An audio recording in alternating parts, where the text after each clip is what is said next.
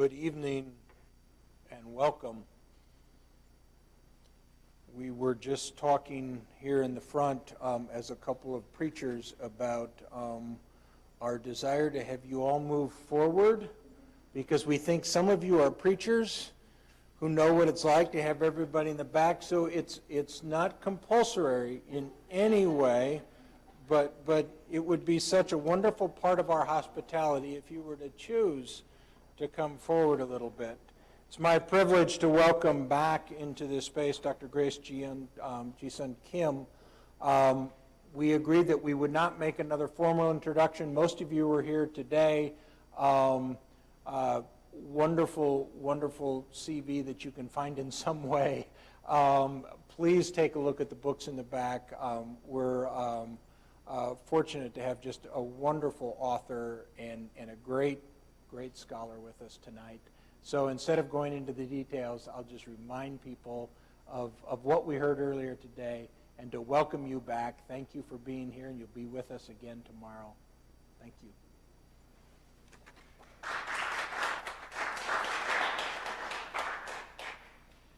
Thank you so much for the introduction, and thank you so much for the invitation. It's such an honor to be here at MTSO and give this talk for is it the Green Lectures? Yeah, so thank you so much. And as the president mentioned, there are some books at the back, so you're welcome to get the book. The talk is actually based on one of my latest books called Embracing the Other, so there are copies there. So I thought I have some PowerPoint, so I'm supposed to be talking about 45 minutes, and then we can have a Q&A. And the second part of the lecture will be tomorrow at 1 o'clock. So feel free to come, because it'll be just the second half. So I'm going to end with a suspense so that you have to come back and see what the rest of the talk is about. And those who are on social media, feel free to tweet or do, I know a lot of young people, so we have one young person here. But, you know, I love that they're tweeting and on social media, so feel free to do that.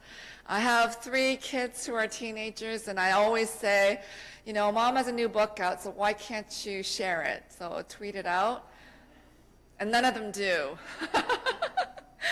But one time, about 3 years ago, I was in New York City. It was during that climate march. We had that big, huge climate march in New York City, thousands of people, and lots of events. So after the march, there were tons of events, and there was one big event at the Cathedral Church where there were various leaders. We had an kind of faith worship service, and Al Gore was sitting 2 rows in front of me. So I wanted to, there was something I had to go by him. I forget what we were doing. So I wanted to shake his hand and just greet him. This was during the worship. And so I said to my son, when I'm going, take a picture, right? So I went, this was in the middle of the service, and I was reaching out my hand because he's like my idol. So I thought, okay, I'm going to go shake his hand. But I tripped over the person in front of him and almost landed on Al Gore's lap. So that was very embarrassing. My son said that he couldn't get the picture because the phone wasn't working, but he tweeted that night. And he said the highlight of his trip to New York was seeing my mom trip and almost land on Al Gore. So that's the only tweet he's ever done to promote my work. So anyway, those who like to tweet or do other social media, feel free to do it as I'm speaking. So thank you again for inviting me and bringing me onto this beautiful campus. When I came yesterday, I was busy with my phone deleting pictures because my phone said there's no room. So I was busy deleting it, and then the driver said, oh, I think we're on the campus. So I suddenly looked up, and then I was surprised how beautiful this campus is. The building's beautiful, how large it is. So I am quite in shock that United Methodists are so rich. I'm a Presbyterian, so I'm thinking, oh, that's where all the money is. United Methodists are the rich ones. So anyway, it's beautiful, and it's just wonderful to be here. All the good stewardship that you're doing with the farming is just wonderful. So I do a lot of work on climate change, so to see that is amazing work. So I hope and pray you continue to do that. So to begin my talk, I thought I'll share a little bit about who I am. So you didn't give me the introduction, so I'll just tell you who I am. So I was born in Korea, and this was one of the last pictures that my mother and my older sister and I took before we left Korea. This was probably in the fall or the summer of 1974. We left in January 1975. So I was 5 years old, and I don't remember taking the picture, but that's the last picture that I have. And the necklace in that photo, you know, as a mom with 3 kids, you know, your kids never listen to you, right? So those who have kids, they never listen to you. So I'm always telling them to clean up the house, and they never clean up the house. One time I was away, probably speaking somewhere, and I come back and the whole house is cleaned up. So I was really shocked. I thought, wow, so all these kids cleaned up the house. And I never do anything with the garbage, so that's like, you know, an unwritten rule that my husband takes the garbage out. It was probably in the marriage contract, but anyway, it's an unwritten rule that he takes the garbage out. So I never checked the garbage, but I thought I'll just look into the garbage. There were all these garbage in the garage, and I kind of looked into a bin that had stuff thrown in there. And my kids had actually thrown away this necklace. So I was in so much shock because it's something I carried. My uncle had given me that necklace before we left Korea.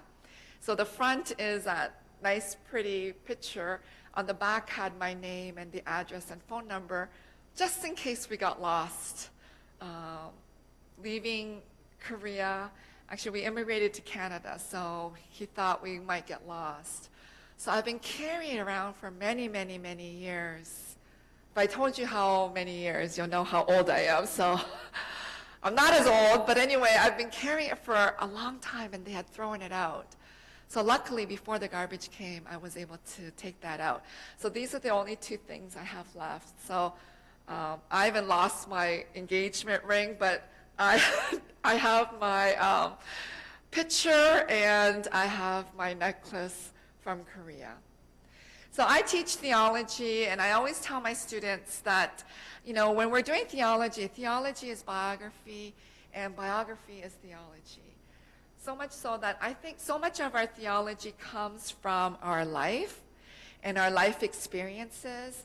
So in the 1960s, when feminist theologians were coming in and doing a lot of theology, they brought in a lot of their life experiences. And our women's experience is so different from men's experience, and vice versa. And so as an immigrant child, you know, my experiences are so different from other people's experiences. So, you know, as a mom of 3 teens, I always remind them how good their life is right now. Their life is so, you know, it's very calm and peaceful. And I can speak English. My husband can speak English. You know, they take it for granted, but, you know, as a child of an immigrant where my parents couldn't speak English, every piece of paper that came home from school, I had to translate for them, or anything that came in the mail. So all these added things. So it was a difficult life. And in the 1970s, you know, people really didn't hear of Koreans. So when I started kindergarten in London, Ontario, that's where we immigrated to. It's a small little city. I think it's a little bigger than Delaware, you know, but it was small. And I remember going to school, and kids used to ask me, "What are you?" So this is in the 70s. And I would say, "I'm Korean." And the kids said, "There's no such thing as Korean. There's Chinese and there's Japanese, and there are no Koreans." So then I went home and I said, "Oh my gosh, there's no Koreans." So I said to my parents, "We must be something else." And they said, "We're Korean." So then I would go back and tell them I'm Korean, and they said there's no such thing. There's only Chinese, and there's only Japanese, and no such thing as Korean. You know, about 5 years ago, PCUSA pastors, we had a trip to Hawaii, and during the trip, we just got into dialogue about Koreans and Japanese and Chinese. So some people in Hawaii and in mainland, in the southern part of California, they thought Koreans were byproducts of a Chinese person getting married to a Japanese. So their children then were called Korean. So when I heard that, that surprised me too. So just those experiences, and there's a lot more which I can't get into, but the experiences of racism surely informed who I am today, and racism continues. And so I had experiences of racism in the school, and then when I went to the church, I grew up in a Presbyterian church, a Korean Presbyterian church, and there was, of course, as in any church, even today, there's a lot of sexism. So those two things have informed or kind of molded who I am today and has informed my theology. So when I think about Asian women, Asian American women, you know, there's all these narratives of who we are as women. You know, we have African American women, Latina, Native American women, and then Asian American women. So if you've ever watched Madame Butterfly or Miss Saigon, you know, this kind of trope of the hypersexualization of Asian Americans or Asian women. So you kind of use them. So that's basically the story. You know, a white GI comes and falls in love or has sexual union, has a child, and then goes back to the US and then marries a white woman. So this understanding or this hypersexualization of Asian American women, and then on the other side, the desexualization of Asian American men. So in this Madame Butterfly, you know, even the understanding of butterfly, this Japanese understanding of butterfly kind of flying away, very fragile, being an object in the background. So we are objectified in certain ways. One of the books I co-wrote is called Theological Reflection on Gangnam Style. I don't have a copy of that, but you know, you remember the song Gangnam Style and Psy? So in that short book, Asian American man and I co-wrote it. We were trying to figure out why, you know, we have really good-looking, really good dancing Asian men in Korea, in K-pop, and they never kind of broke through into the American market, but you get somehow this funny guy, this overweight guy, or kind of overweight, not so good-looking, a strange dance, and he is somehow embraced by Americans. So I think what's happening is always this hypersexualization of Asian women or Asian American women, and a desexualization of Asian men and Asian American men. So we desexualize them. There is a stereotype of how they look. They're, you know, if you've watched Breakfast at Tiffany's, the Japanese character there, kind of a clownish kind of character. You never kind of view them as, oh, they're like the James Bond person, but always something feminized with these men. So we have that happening. And so my question as I think about how we as Asian Americans or as marginalized people, how do we do theology? So that's what I explore in the book, Embracing the Other, and there's copies of that. How do we, who have been made the other, and I've certainly been made the other, but it's with other groups of people too. When it comes to ableism, you know, Stephen Hawking just passed away, and the dialogue of ableism is coming up. Or how we treat other people of color in this nation. So I grew up in Canada, and I came here in 2004, and, you know, it's a world of a difference of how people treat different people of color, and I've come to kind of encounter that head on when I came in 2004. So, you know, this has been very troubling to me.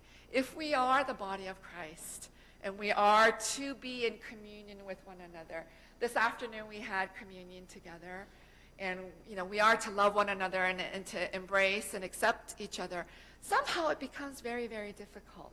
There's some barrier, this racism cloud or the sexism cloud or something that makes it really difficult. One of the passages that I kind of want to examine is the foreign woman understanding in the Old Testament in particular. So the phrase foreign woman occurs about 10 times. And we see these in different places, you know, different main characters in the Old Testament marry foreign wives like Moses did. So there are these foreign women, foreign wives, etc. in the Old Testament. And it's really interesting when you see these foreign women, barrenness was never a problem. Somehow they always kind of gave birth and the genealogy kind of continues. I find that fascinating. So somehow the non-foreign women, they couldn't bear children, but then the foreign women were brought in and somehow they were able to bear children. So I find that fascinating that God chooses those who are different to play a primary goal in redemption. And God uses the foreign women. Okay? So they become the mothers of important sons in the history of Israel. And sometimes God uses the foreigner to shame those who are the dominant group.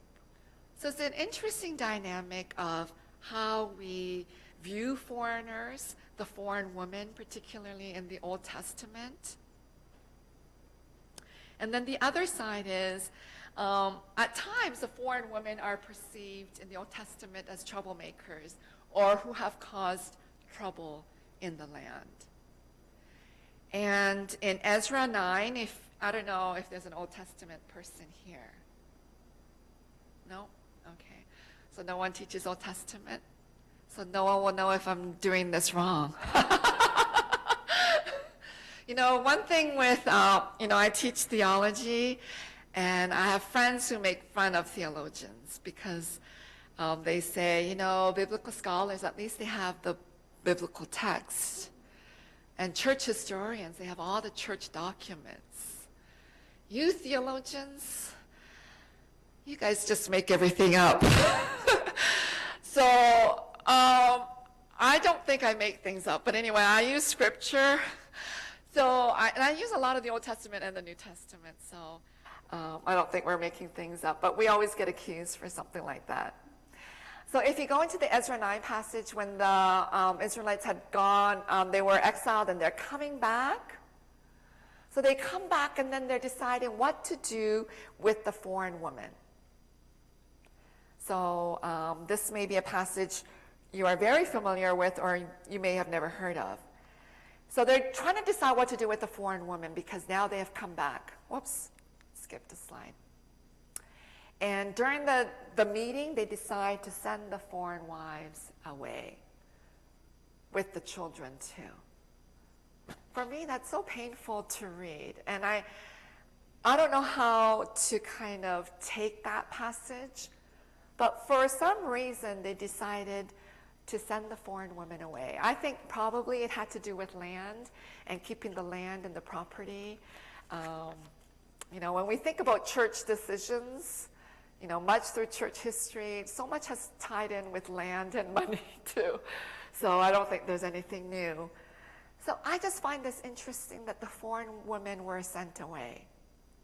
I look at this foreign passage or foreign woman, because for some reason, Asian Americans in America have been viewed as foreigners. So it doesn't matter if we were here 1 generation or 5 or 6 generations. For some reason, out of the different various groups of people of color, for some reason, Asian Americans are viewed as foreigners. So another concept that has been laid upon us is the understanding of perpetual foreigners. So we could be here for a long time. People will still ask, you know, where are you from, in a very negative way, because they can't get over the understanding that this can't be our country anymore, or this isn't our land. While as a European could have immigrated a month ago who can speak English, and they are welcomed into this country as one of us. So for some reason, Asian Americans in particular have been understood as perpetual foreigners. So when I come across passages of foreign women or foreigners in Scripture, I always pause of how we treat the foreigners, or how God used the foreign people too, the foreigners and the foreign women. And I think we need to reflect on this further. And I could spend hours talking about the foreign women and the concept, but just to throw it out there, because I think it's very, very important for us as Christians trying to understand how we do ministry and how we engage in ministry. So when I think about Asian American history, I'll just go over briefly. You know, we came during a lot of people came during the California Gold Rush. In 1850, there was a Chinese, California imposed a tax on all foreign miners, which were basically Chinese miners. And the Supreme Court in 1854 further ruled that Chinese could not testify for or against whites in courts. So I kind of bring in some of this history because I don't think many of us ever learn about Asian American history and what has happened to Asian Americans here in this land. So some of you may have heard of indentured workers. So many people came over thinking that they will make enough money and then they will go back to China or Japan or even Korea. So many people thought they could just make enough money and go back. But they realized they could never pay back the amount of money that that cost to bring them. And they were working as indentured workers or as slaves and didn't have freedom. Sometimes they didn't have freedom to marry. They needed permission from their, the person that they were working for. So it was a very, very difficult life. There was also the Chinese massacre of 1871. And when we think about lynching in the US, you know, automatically African Americans, and yes, African Americans were lynched, but we forget that Chinese were lynched, Mexicans were lynched, so, you know, Hispanic groups were lynched. So there were other groups who were lynched, and one of the largest lynching happened with the Chinese workers. And another part about our Asian American history is the Chinese Exclusion Act in 1882, which prevented Chinese from becoming citizens, voting, or owning property. And they prevented, no more Chinese can come. So when Trump did the Muslim ban, it feels like ages ago, but it wasn't that long ago when he did the Muslim ban. When he put the 7 countries on that Muslim ban, we think that was the first time there was a ban against any ethnic group. But it was actually the Chinese that were the first who were banned in 1882. So no more Chinese were allowed to come into the country. There was a fear of Chinese, and they had to carry papers around to prove that they were here. So it was very difficult for them to leave the US because it was hard for them to come back. So, and for them to not being able to vote. When we think about voting rights, we automatically think with African Americans, which is true, but we forget about the Asian American group. So they weren't allowed to vote till 1943, which means they were here 100 years and they never got to vote. That's a long time for them to not be able to vote and not be considered as citizens of the US. So this perpetual foreigner kind of comes from that, where we always viewed them as a foreigner. So the Chinese were the first to allowed to vote, and I think 1946 the Japanese, and then 1949 the Indians, and then later on in the 50s, anybody Asian were then allowed to vote. So it took a long time for Asian Americans to vote. So some of the things that's placed on Asian Americans is that we're some model minority. So it's a term that's been placed on us from the 1960s. A sociologist decided to call us Asian Americans model minority. Has anyone ever heard of this term? Okay, so some of you are familiar. So it was placed on us, but as a theologian, I find it very problematic. And when I think about Trump, so I'm no fan of Trump, but when I think about Trump and how he still is in power, which amazes me because last fall, so many of my friends said by December, he will be out. He's still a president here in March. But I think one of the things that he is doing is divide and conquer. So he hates everybody. Everybody hates each other. So everybody's all arguing with each other, and he's still in power. So I may be wrong, but I think it's really working for him, this divide and conquer. So when I think about model minority, it's almost a divide and conquer. So if you, as white people, if you say, oh, African Americans or oh, Hispanics, just look at Asian Americans, they are the model minority. It's a divide and conquer. That you're putting a wedge between each group and making everybody hate each other for no good reason. And it's been working. There's so much tension between African Americans and Asian Americans. I can't understand that, but the tension is real, and the tension exists, with Hispanics and Asian Americans and the African Americans and Hispanics too. The tension exists. And things like this model minority myth feeds into that. That if you become, or if you were like Asian Americans, and then everything will be good. And let me tell you, we are not the model minority. There's plenty of us that are not doing so well as a model. The other kind of myth is honorific whites, as if there's a hierarchy of people. So the whites are at the top, and they place it on us, honorific whites. So just be like the Asian Americans. They're almost like whites, so they're almost just as good as the rest of the Americans. So this is another problematic term. And so when I think about the suffering, there's Han, and I think I'm just going to introduce the term, and I'll just move on because it's an in-depth term. And Han is a term to kind of talk about unjust suffering. So I think everybody suffers. So if you go out in the cold and forgot your jacket, you're suffering. Or on a hot day, there's no shade and you're suffering because of the heat. Han is suffering, but it's the system that's set up to make you suffer. So it'll be racism or sexism. When a rape happens, there's systems kind of set up to cause this pain and suffering. So many Asian American theologians will be using this term to help us understand, as people of color who are marginalized or are suffering or being told all these narratives of stereotyping prejudice. This is part of the system that is set up to make us suffer. So I just wanted to, I collected a few stories of Korean ministers, so that's one of the books that came, and they talk about the suffering and the pain and the racism that is blatantly, there. This is within the church, and then the sexism that still exists within the church. So to continue on with other groups of color, just to go a little quicker, we know of the racism, with the slavery, with the first Dutch ship that came in 1619 and brought 20 slaves or Africans who became slaves.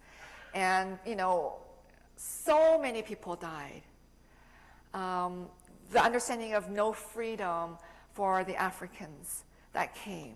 Families split up, women were raped, and it was not till with Lincoln, with the end of slavery. But all the consequences and the aftermath of slavery we still experience today. And when we think about genocide, there's a Korean theologian who teaches at Union Seminary, Chung Hyung-kyung, and she always well, she used to say that the Bible should come with a warning label. I don't know if there's any smokers here. I've never smoked in my life, but I know those who don't smoke, we all know that the cigarette has a warning label. What does a warning label say? Yeah, hazardous to your health, may cause cancer, may cause illness and stroke, early death, etc., and all these other diseases, right?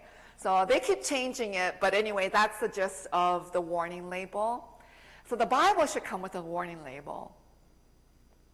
Reading this may cause genocide, may cause slavery, may cause racism, may cause sexism, and may cause war.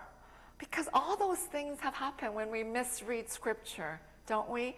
And so the horrible history of America with the genocide of the Native Americans, you know, when you think about the term redskin with the team, I'm just like, I don't know why we can't change the team. I don't watch football, so I don't know about anything about football, but there's a team, Redskins, right, for football. So if you know the history of what happened, you know, they were told to kill the Native Americans or the Indians. And so for every person you got some money or you were compensated. So it was very difficult to carry the dead bodies. So then they decided, okay, just bring the heads. So they decided to bring the heads to be compensated, and then the heads were too heavy. So they said, just scalp the head, and then we'll compensate you. So the Redskins, this horrible history with the Native Americans, part of our history. And the number of people that we've killed during the genocide is horrible.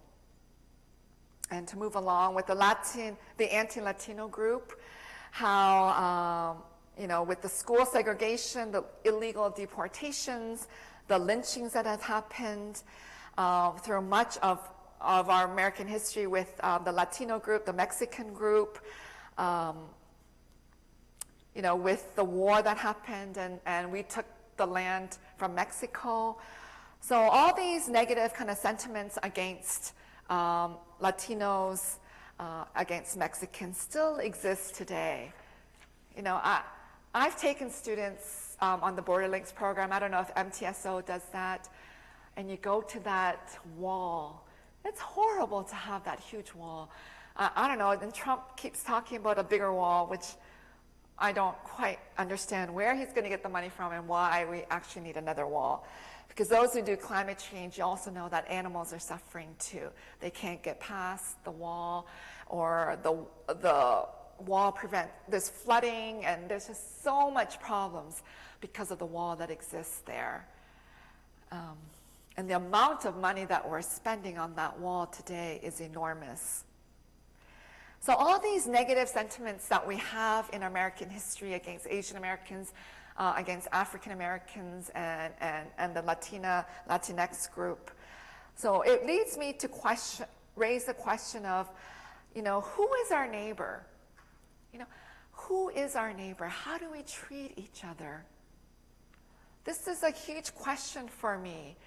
And I hope it's a big question for you too, because we are living in a globalized world. People are migrating, people are moving. There are refugees who need different places to survive because of climate change and because of war and other problems in our world. So how then do we engage with one another, particularly the interfaith dialogue that needs to happen because people of all different faiths are coming together and living with one another? So this is an ongoing question for me, and I hope it is for many people here and here at MTSO. How do we understand one another? How do we welcome one another? And how do we understand who God is? Who is God? Whoops. Who is God? How does God appear to us? You know, I loved when in high school, one of my favorite courses was biology. It was the most exciting thing, and everybody thought I should go into medicine because I loved biology. So grade 11, Mr. Yamaguchi said, oh, we are going to dissect animals. So I was so super excited. We first started with a rat, and then we moved on to a cat. And I'm not a cat lover, so it was pretty fun dissecting a cat. And if you dissect the animals, you open it up and you know where everything is. The heart is always in that same spot, the stomach, the intestines, everything. And you could open it up and you can study it.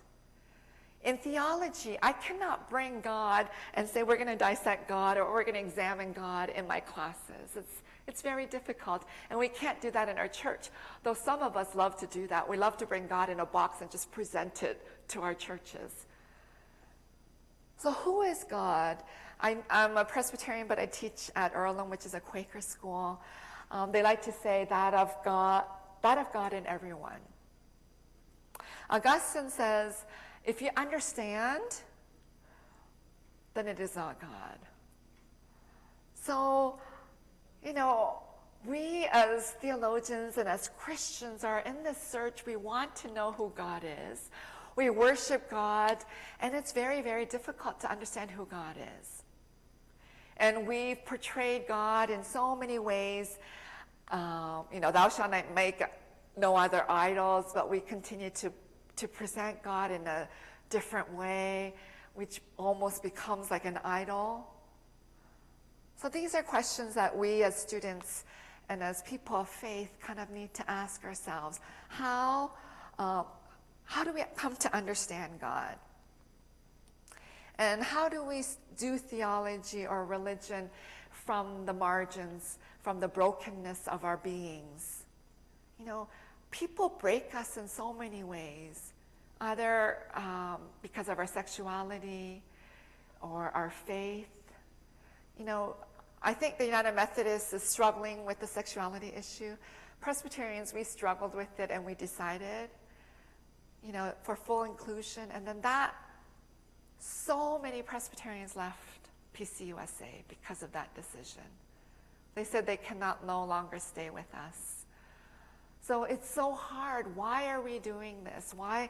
Those who are in the margins, when we are supposed to be including everyone and welcoming everyone, embracing each other, we can't get over something, either because of ableism or of our orientation or of our gender, of our race and ethnicity. It's so heartbreaking to see, but this happens in our seminaries and in our churches and in faith communities around the world. Why we can't kind of overcome the differences, which is so beautiful, and we get so fixated on the difference that we can't do anything more. So I question this, and I want to understand how we come to understand God. So pushed to the margins as women of color, because when I do theology, I come from my own perspective and experiences. How, as a woman of color, or you may ask yourself, how as a white woman or as a white male, as an immigrant, as a Pentecostal, as a Methodist, how do we come to understand God? So tomorrow, in the 1:00 lecture, hopefully you can come back and hear my kind of journey of how I've come to understand God and how we then come to love and embrace one another. Because I think living in this political climate, it's just horrible. Every day there's another drama of something happening. Someone hates somebody and someone has fired somebody, or there's something wrong with a certain group of people, so we need to ban them or make fun of them. So, I wake up and I wonder what will happen next. Who's going to be excluded next? When we think about the Asian American history, I just touched on certain points and just reminded you of what happened with Asian Americans, and that they were, Chinese were the first banned ethnic group from this country.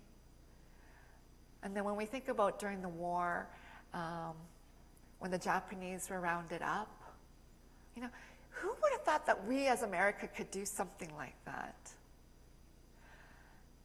And it could happen again if we don't speak up. That's the scary part about this, that what we did with the Japanese internment may happen again with another group or with the Japanese, I don't know, but it is scary. So during a time like this, at such a time as today, you know, we need to really ask ourselves, who is God? Is God the one that excludes people and marginalizes and says one group is better than the other? So hopefully you will come back to hear about that. I just wanted to show, this is my latest book that came out, and I have copies of that. I co-wrote this with my daughter, so this was quite an adventure to do. When I was writing my dissertation many, many years ago, decades ago, my PhD supervisor said he co-wrote a book with his wife. And he told me, I said, was that exciting? Because, you know, as a student, you think, oh, wow, that's so exciting. A husband and wife co-writing a book. He told me, which I will never forget, he said, we're just lucky to be married still. Because there's so much negotiation, so much problems writing a book together. It's hard enough writing it by yourself, but to co-write. So anyway, this was quite an adventure writing it with my daughter. We deal with questions of racism and sexism, etc., and climate change in the book. So anyway, time is up, and I just want to open it up for any questions or comments from you and those who are live streaming in. So any questions or comments? Thank you so much for listening, because I know it's late, and there's a million other things that you need to do too. So thank you so much for listening.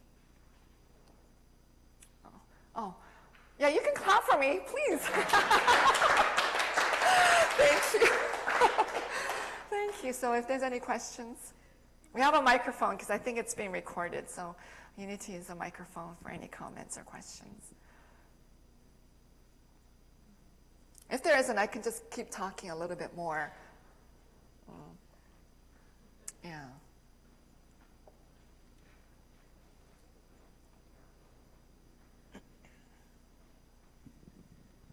Thank you for your wonderful lecture. It's great to hear you the second time today. Thank you.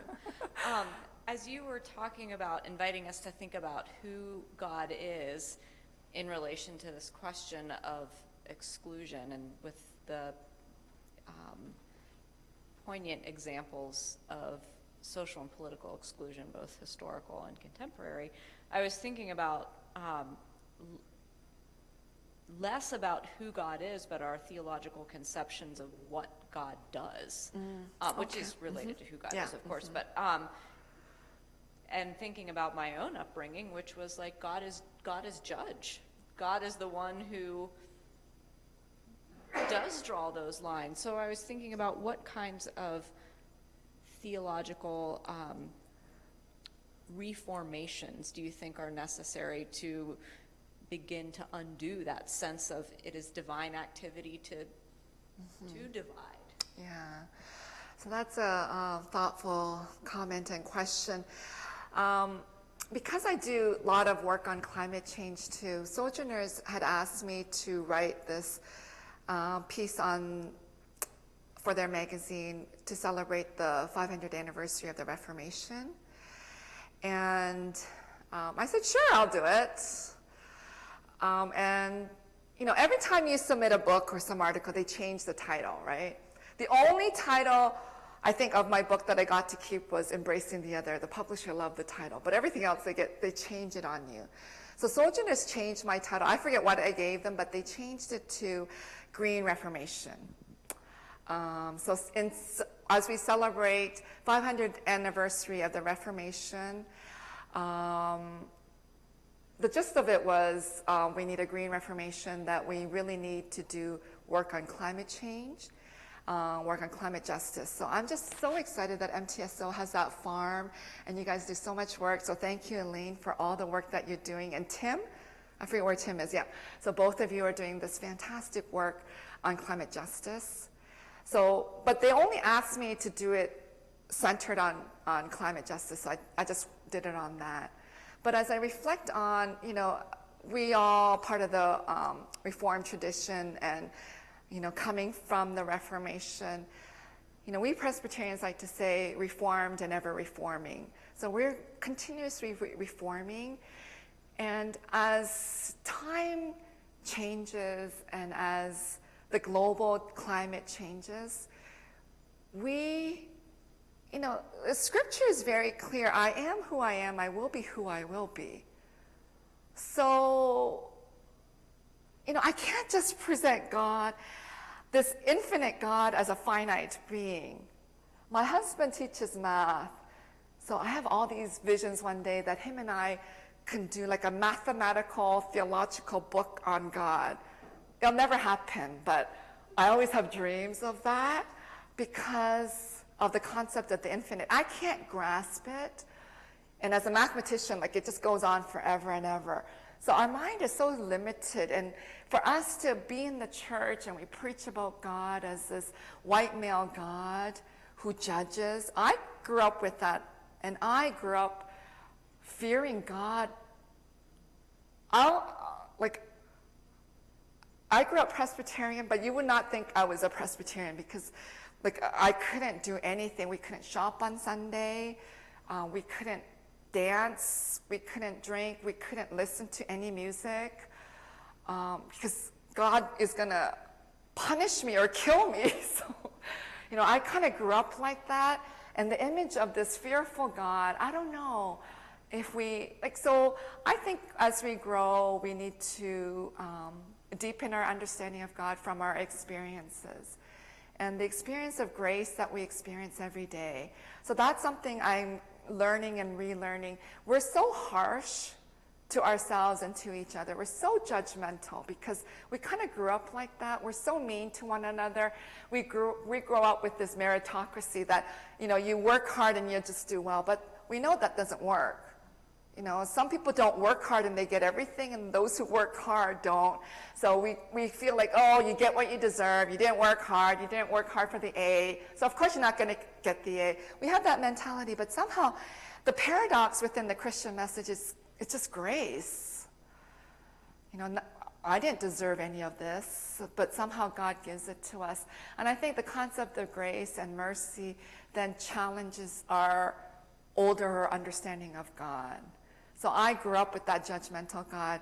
I have a new book coming out called The Homebrew Christianity to the Holy Spirit. And I poured my life into that. It's a very small book, but I poured my life into it. So one of the stories I share is when I grew up, my mother said, we have to fast on Good Friday. So as a little kid, we were fasting on Good Friday. That was hard as a kid. And my mother would fast from Good Friday to Sunday evening, so the 3-day fast. But one time I was 9 years old and we were just doing nothing and we found 15 cents, my sister and I. 15 cents in the 70s is a lot of money. You can buy 10 pieces of candy if you go to the grocery store. So we didn't think twice. We went out and went to the grocery store and bought candy with it. We weren't even thinking. We were fasting, but then as soon as I ate it, I thought, oh my God, I might die.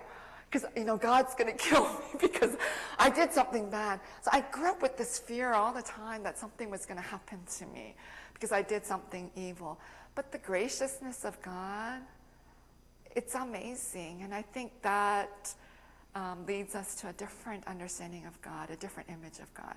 So I don't know if I was addressing your question, but, I think it leads us to different places. So I always go back to I will be who I will be. So we cannot put God in a box. And I know on Sunday morning we love to do that. I was in Canada when George Bush said, let's go into war. And he said, God is on our side. And he's a Christian. So all the Christians thought, it's a holy war. Of course we have to go into war. So I think the Bible needs a warning label before we read it because it has led to so much evil done by Christians throughout our history. So we really need to reinterpret the passages on women, reinterpret passages about slavery and about killing each other, genocide and war. so many things. Yeah, it's an ongoing thing.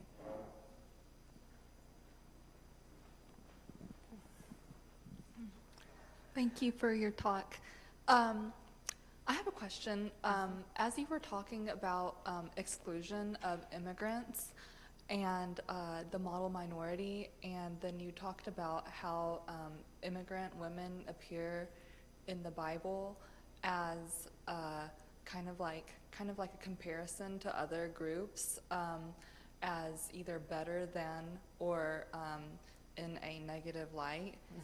It kind of made me think about what you were saying about Asian Americans as a wedge group, and it kind of made me think, like in this, this is very generalizing, but sometimes Asian Americans are considered the model minority, so the good immigrants, and then there's other immigrant groups who are considered the bad immigrants, and in that sort of context, and then also with that sort of mindset and reading the Bible in that way, I feel like sometimes Asian Americans also kind of feel justified that they actually are treated as immigrants, as perpetual foreigners, but also they feel like also they are better than other immigrants. And so what do you think that Asian American communities can take from the sort of like your theology, your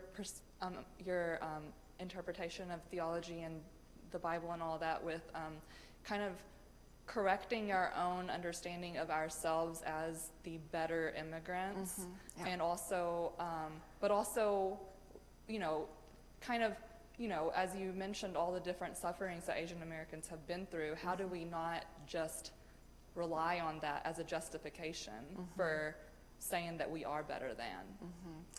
Yeah, that's a very good question. And I had a similar question. I was just talking about model minority with a group of, I was speaking at Duke Divinity School a couple years ago, and there were Korean students. So Duke Divinity has a lot of Korean students, and the Korean students were insistent that they want to keep the term model minority.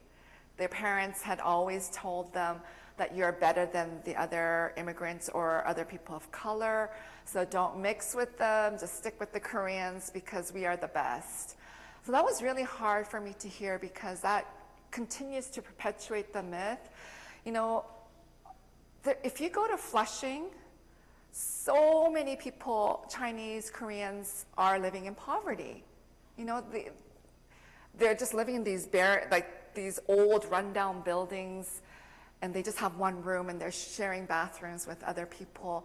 It's horrible, the situation. Not every Asian American immigrant is doing well financially, don't go to the top schools, aren't the model citizen. You know, we have, you know, when we think, and it always breaks my heart as a Korean, when we had one of the worst shootings, that was at Virginia Tech by a Korean immigrant. So, you know, as sociologists, they used the term in the 60s to tell other groups, hey, just be like the immigrants, because they saw large group of immigrants who were working hard. So they would work, you know, my parents had the variety store, so many Koreans had the dry cleaners. So they were working 7 days a week, like 16 hours, 18 hours a day. So they worked hard so they can have some money. So they somehow that got translated as model minority and put the wedge. I think, you know, there's so much false narrative in that, because it is really a divide and conquer.